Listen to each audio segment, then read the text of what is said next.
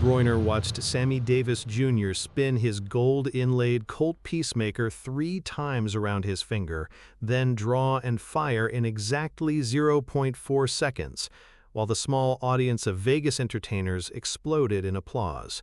November 1963, the Sands Hotel, private rehearsal room behind the main theater, and the 37-year-old Davis was proving that entertainment and precision could be the same art form.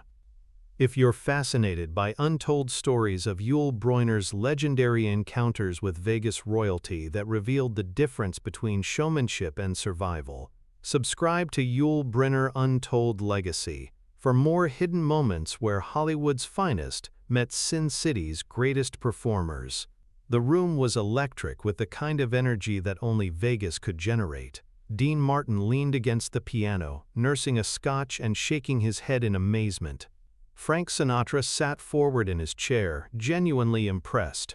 Joey Bishop was taking notes, probably planning to steal some of Davis's moves for his own act. These were men who had seen everything Vegas had to offer, and they were watching Sammy Davis Jr. like he was reinventing entertainment before their eyes.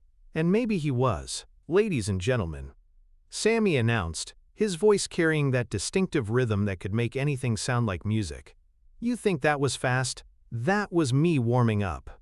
He holstered the Peacemaker with a flourish, then drew it again, this time incorporating a full spin, a crossbody transfer, and a behind-the-back catch before firing. The entire sequence took less than 0.6 of a second, and every move was absolutely perfect. "Jesus Christ, Sammy," Dean Martin said, setting down his drink. "Where the hell did you learn to do that?" "Army," Sammy replied, reloading the weapon with the same flashy precision he brought to everything else. Turns out, rhythm works for more than just music. Timing is timing, whether you're hitting a high note or hitting a target. He demonstrated by drawing and firing to the beat of a song he hummed, a complex jazz melody that required his gun work to match its intricate timing. Every shot hit center mass, perfectly synchronized with the music only he could hear. "It's like dancing," Sammy explained, spinning the gun again. "Everything flows. Everything connects.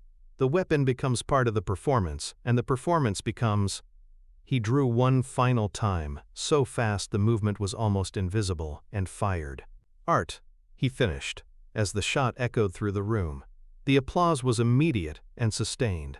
These were professionals who understood excellence when they saw it, and what they had just witnessed was excellence of the highest order. Sammy Davis Jr. hadn't just demonstrated marksmanship, he had elevated it to entertainment, made it beautiful, turned deadly skill into something audiences would pay to see. "That," Frank Sinatra said, standing to applaud, "is why you're the most talented man in show business. Nobody else could make gunfighting look like a Broadway number." Sammy grinned, that 1,000-watt smile that had charmed audiences around the world. "Speed, style, and a little bit of soul, baby. That's all you need." That's when the temperature in the room seemed to drop 10 degrees. Yul Brynner stepped out of the shadows near the back wall, where he had been standing so still that no one had noticed his presence. He moved like a cat emerging from hiding, silent, controlled, and somehow dangerous despite making no threatening gestures. "Magnificent," he said, his accented voice cutting through the celebratory atmosphere like a blade. "Absolutely magnificent.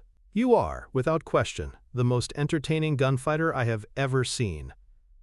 The room went quiet. When Yul Brynner spoke, conversations ended. Sammy turned to face him, still holding the Peacemaker, still radiating the confidence that came from knowing he had just delivered a flawless performance. "You are. Didn't know you were in Vegas. What brings the king to Sin City?" "Business," Yul replied, walking closer with that measured pace that made every step seem significant.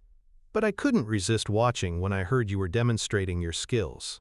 He stopped about 10 feet from Sammy, close enough for conversation, far enough to maintain the kind of respect that two professionals owed each other. "Your speed is remarkable," Yul continued. "Your technique is flawless. Your showmanship is—" He paused, as if searching for the right word. "Unparalleled."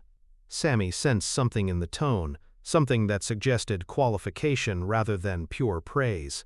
"Thank you." Coming from the star of the Magnificent Seven, that means something. Yul smiled slightly, but there was no warmth in it. 0.4 seconds. That's faster than most professional gunfighters achieve in competition. Faster than anything required for movies. Faster than anything anyone in this room has ever seen. Thank you, Sammy repeated, though less certainly than before. But Sammy, Yul said, his voice dropping to barely above a whisper while somehow carrying more authority than any shout. Speed is for the stage. Silence is for the grave. The words landed like a physical blow. The room, which had been buzzing with post-performance energy, went completely still. Dean Martin stopped mid-sip.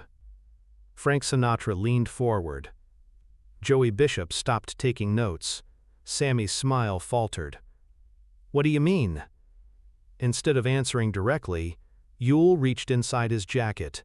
Every person in the room tensed, but all he withdrew was a simple, unadorned revolver.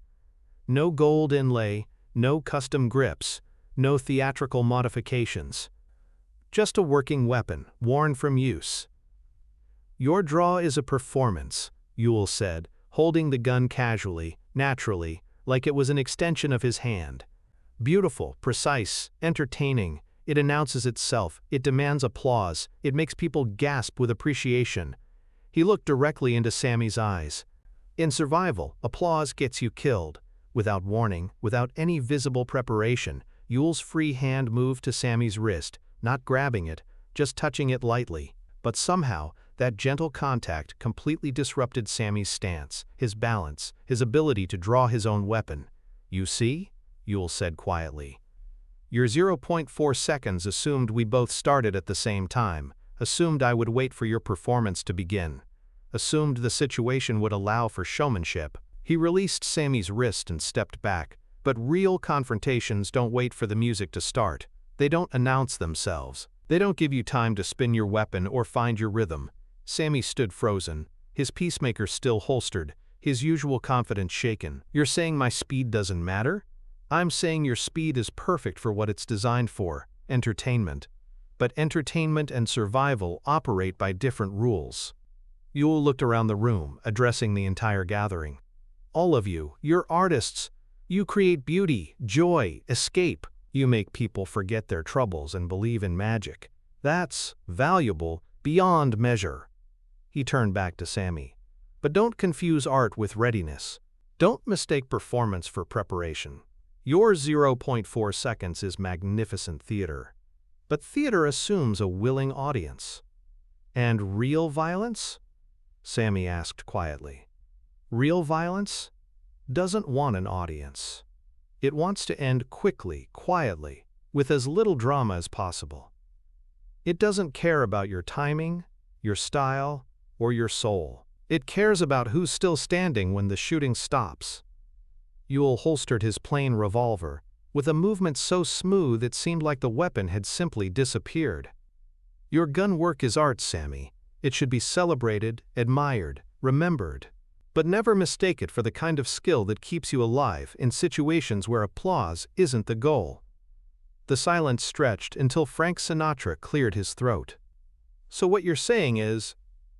I'm saying, Yul replied, that Mr. Davis has mastered something beautiful and difficult and worthy of respect. But beauty and survival serve different purposes.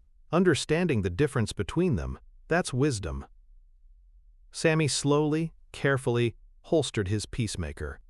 The theatrical flourishes were gone. The showmanship had been set aside. For the first time since Yul had entered the room, he moved like someone who understood the weight of what he was carrying. You're right, Sammy said finally. I've been performing with weapons for so long I forgot they weren't props. They're not props, Yul agreed. But they're also not toys. They're tools. How you use them depends on what you're trying to accomplish. He looked around the room one more time. All of you, you accomplish something essential. You remind people that life can be beautiful, that skill can be art, that entertainment can elevate the human spirit.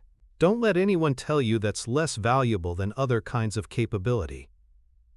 But, Dean Martin prompted, but remember that some capabilities exist for different reasons. Some skills are meant to be seen, others are meant to be invisible. Both have their place, but confusing them serves neither. The gathering broke up shortly after that, but Sammy asked to speak with Yul privately. "That thing you did," Sammy said, "touching my wrist, how did you know that would stop me?" "Because," Yul replied, "you were thinking like a performer. Performers need space, timing, the right moment. I was thinking like someone who couldn't afford to let you have any of those things." Sammy nodded slowly. "And the difference is?" "The difference is commitment. Your draw is perfect for someone who wants to impress people. My approach is perfect for someone who wants to survive them. Could you teach me the difference?" Yul studied Sammy's face for a long moment. "Why would you want to learn? Your career doesn't require it. Your life doesn't demand it." "Because," Sammy said thoughtfully, "I realized tonight that I've been playing with something I don't fully understand. And that seems dangerous." "Yes," Yul agreed. "It does." They spent the next hour talking, not about speed or technique, but about mindset, about the psychological differences between performing with weapons and being prepared to use them, about the responsibility that came with deadly skills regardless of how they were acquired. Years later, Sammy Davis Jr. would describe that night as one of his most important learning experiences. In a 1972 interview, he said, "Yul taught me the difference between being fast and being ready. I could draw a gun in 0.4 seconds, and that was impressive. But I wasn't ready for what might happen after I drew it, and that was dangerous, both to me and to anyone around me." The interviewer asked if he had continued practicing marksmanship after his entertainment career evolved. "I did," Sammy replied, "but differently. Less flash, more substance. Less performance, more preparation. Yul helped me understand that skill without understanding is just showing off, and showing off with deadly weapons is how people get hurt." Frank Sinatra, interviewed for the same article, remembered the night this way. "We all learned something about the difference between talent and wisdom." Sammy was incredibly talented, maybe the most naturally gifted performer any of us ever worked with. But Yul was wise in ways that talent alone couldn't teach. And wisdom, it turned out, was more important than speed. Dean Martin's recollection was simpler. Yul Brynner made us all understand that some things shouldn't be entertainment, no matter how entertaining you can make them. Some things are too serious to be turned into show business. Yul Brynner never discussed the encounter publicly, but a note in his papers read, "Met an entertainer tonight who had confused his art with preparation for violence. His talent is extraordinary, his dedication admirable, but his understanding was incomplete. I hope our conversation helped him realize that skill and wisdom serve different purposes, and both deserve respect." The note concluded, "Entertainment should inspire joy. Preparation should ensure survival. The man who confuses them serves neither purpose well, but the man who understands both can choose which one any situation requires." This story reminds us that excellence comes in many forms, and each form serves its proper purpose. Sammy Davis Jr.'s artistic speed was genuine mastery, beautiful, precise, and worthy of admiration.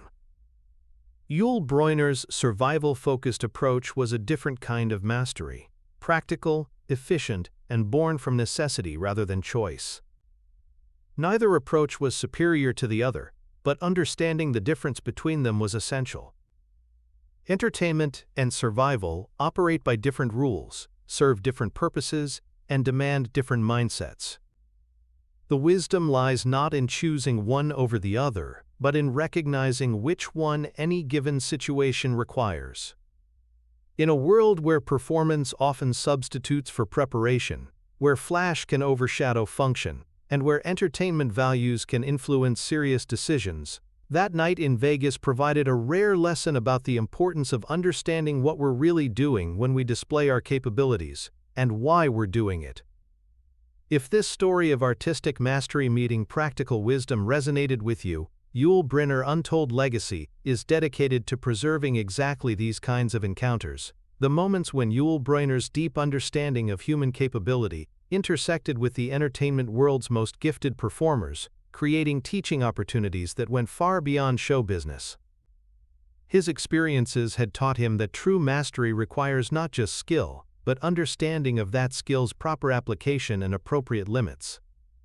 Subscribe and hit the notification bell to discover more stories where the man behind the legend helped others understand the difference between what we can do and what we should do, between talent and wisdom, between performance and preparation. Because some lessons about capability and character can only be learned from those who've lived in both worlds completely.